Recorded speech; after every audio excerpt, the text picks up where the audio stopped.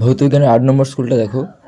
দেখো গ্রুপ এর এমসিকিউ একের দাগ কী বলছে, প্রদত্ত কোনটি ভেক্টর রাশির উদাহরণ। তাহলে এখানে দেখো তড়িৎ প্রবাহ মাত্রা স্কেলার রাশি, উষ্ণতা স্কেলার রাশি, কৃতকার্য স্কেলার রাশি। তাই জন্য ক্ষেত্রফল হচ্ছে কোনো কোনো ক্ষেত্রে ভেক্টর রাশি হয়ে যায়। তাহলে ক্ষেত্রে হচ্ছে ভেক্টর রাশি হচ্ছে ক্ষেত্রফল। বার্ন কোন ভৌত রাশি পরিমাপের একক। তাহলে বার্ন হচ্ছে ক্ষেত্রফলের একক। প্রদত্ত কোন ভৌত রাশির মাত্রা সংকেত mLT⁻⁻1, এটা হচ্ছে ভরবেগ। সমবেগ গতিসম্পন্ন কণার সরণ সময় লেখচিত্রের নতি কি নির্দেশ করে। তাহলে নতি হচ্ছে বেগ নির্দেশ করে, ঠিক আছে। কারণ দেখো সরণ সময় বলেছে, ভালো করে দেখবে, সরণ সময় বললে নতিটা বেগ নির্দেশ করবে। রকেট উৎক্ষেপণ প্রদত্ত কোন সংরক্ষণ নীতি মেনে হয়।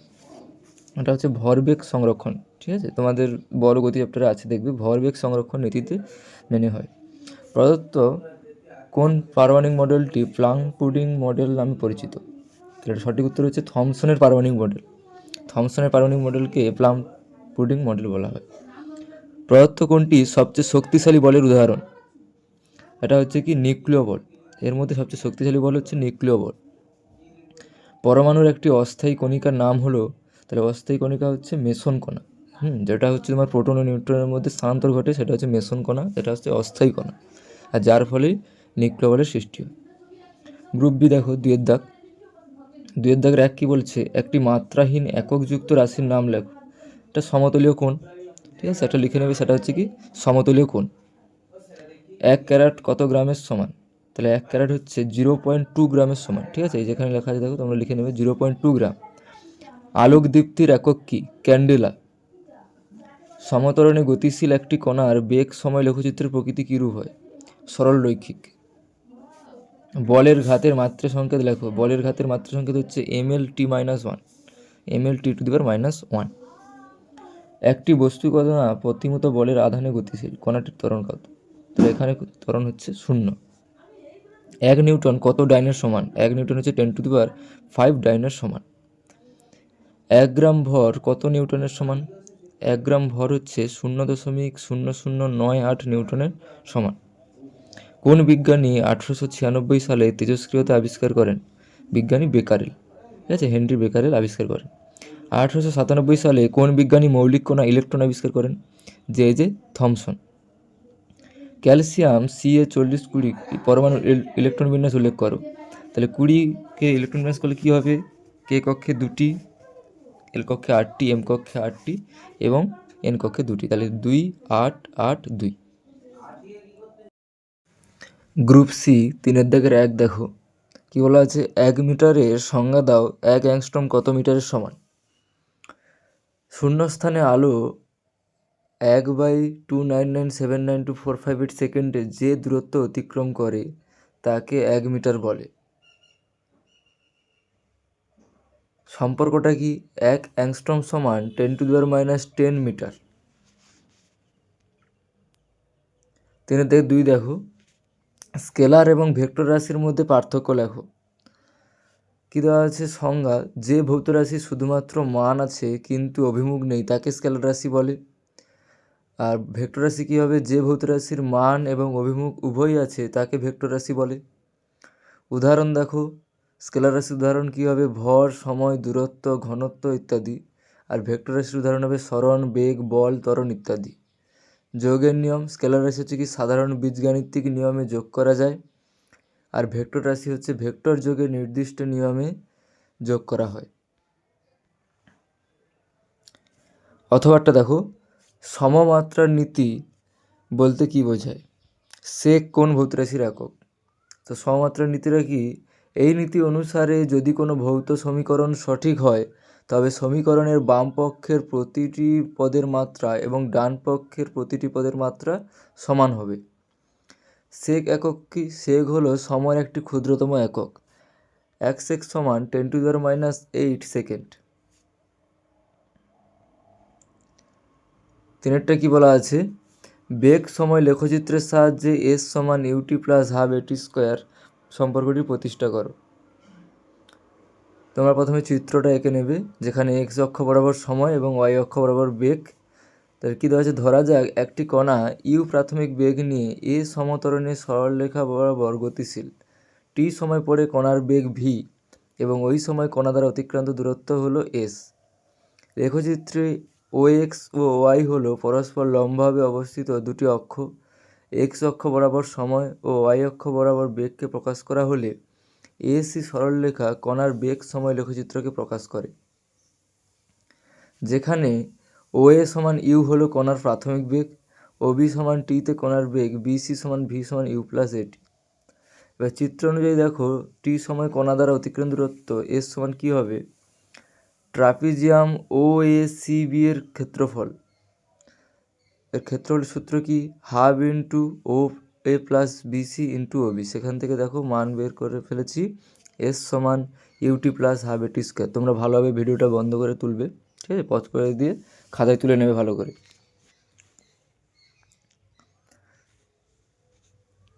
অথবাটা দেখো V square plus U square plus two এর সমীকরণটি প্রতিষ্ঠা করো। তাহলে এখানে ভাষাটা তোমরা লিখে নেবে যে ধরি কোনো বস্তু প্রাথমিক বেগ ইউ এবং এস সমতরণে গতিশীল হয়, অন্তিম বেগ হয় ভি এবং অতিক্রান্ত দূরত্ব এস হলে কী লিখবে, ভি প্লাস ইউ এটি সমীকরণ থেকে পাই।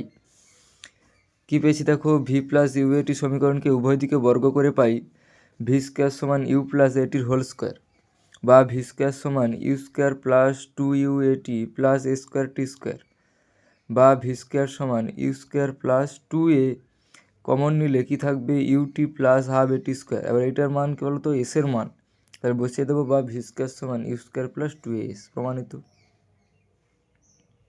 ভিআইটা দেখো ভিআই বলছি, আই ভিটটা বলের সংযোজনের সামুদ্রিক সূত্রটি বিবৃতি করো। কি বলা আছে, কোনো বিন্দুতে একই সময়ে ক্রিয়াশীল দুটি বলকে যদি একটি সামান্তরিকের দুটি সন্নিহিত বাহু দ্বারা মান ও দিকে প্রকাশ করা যায়, তবে ওই বিন্দু থেকে অঙ্কিত সামান্তরিকের কর্ণটি বল দুটির লব্ধির মান ও দিক নির্দেশ করবে। তারপর দেখো রোলার ঠেলা অপেক্ষা টানা সহজ কেন। কী দেওয়া আছে, রোলার ঠেলার ক্ষেত্রে চিত্রটা এঁকে নেবে। চিত্রানুযায়ী রোলারকে অনুভূমিক দিকের সঙ্গে একটি নির্দিষ্ট কোণে এফ বল প্রয়োগকে ঠেলা হলো। ওই বলের দুটি উপাংশ, অনুভূমিক উপাংশ এইচ এবং উলম্ব উপাংশ ভি। রোলারের ওজন ও এ বরাবর, বলের উলম্ব উপাংশ এবং ওজন একই দিকে ক্রিয়া করায় কার্যকর ওজন বৃদ্ধি পায়, এর ফলে ঠেলতে কষ্ট হয়। আর রোলার টানার ক্ষেত্রে দেখো এফ বলে যদি টানা হয় তাহলে দুটি উপাংশ, অনুভূমিক উপাংশ হচ্ছে এইচ বরাবর আর উলম্ব উপাংশ ভি বরাবর কাজ করছে। এবার রোলারের ওজন ও এর বিপরীতে ক্রিয়াশীল, তাই জন্য এখানে কার্যকর ওজন হ্রাস পায়, ফলে রোলার টানতে সুবিধা হয়। তারপরে প্রশ্ন দেখো, নিউটনের সংজ্ঞা দাও, একটি স্পর্শজনিত বলের উদাহরণ দাও। 1 কেজি ভরের কোনো বস্তুর ওপর যে বল প্রয়োগ করলে বস্তুতে 1 মিটার পার সেকেন্ড স্কোয়ার ত্বরণ সৃষ্টি হয় তাকে 1 নিউটন বলে। স্পর্শজনিত বল কি, ঘর্ষণ বল বা টান বল। পরমাণুর আধান শক্তি কাকে বলে, দুটি আয়নন পদ্ধতির নাম লেখো। এখানে পরমাণুর আয়নন শক্তি হবে। আচ্ছা, কি বলা আছে, গ্যাসীয় অবস্থায় থাকা কোনো মৌলের বিচ্ছিন্ন একটি পরমাণুর বাইরের কক্ষ থেকে একটি ইলেকট্রনকে সম্পূর্ণ বের করে দিতে যে ন্যূনতম শক্তির প্রয়োজন হয় তাকে আয়নন শক্তি বলে। পদ্ধতি কি কি আছে, তাপীয় আয়নন, আলোক তড়িৎ আয়নন। সমস্থানিক কি, কার্বনের একটি তেজস্ক্রিয় সমস্থানিকের নাম লেখো। একই পারমাণবিক সংখ্যা কিন্তু ভিন্ন ভর সংখ্যা বিশিষ্ট পরমাণুগুলোকে একে অপরের আইসোটোপ বা সমস্থানিক বলে। উদাহরণটা দেখে নাও, কার্বনের একটি তেজস্ক্রিয় আইসোটোপ হলো কার্বন 14 C14। পরের প্রশ্ন দেখো, পরমাণুর গঠন সম্পর্কিত বোর রাদারফোর্ড মডেলের স্বীকার্যগুলি উল্লেখ করো।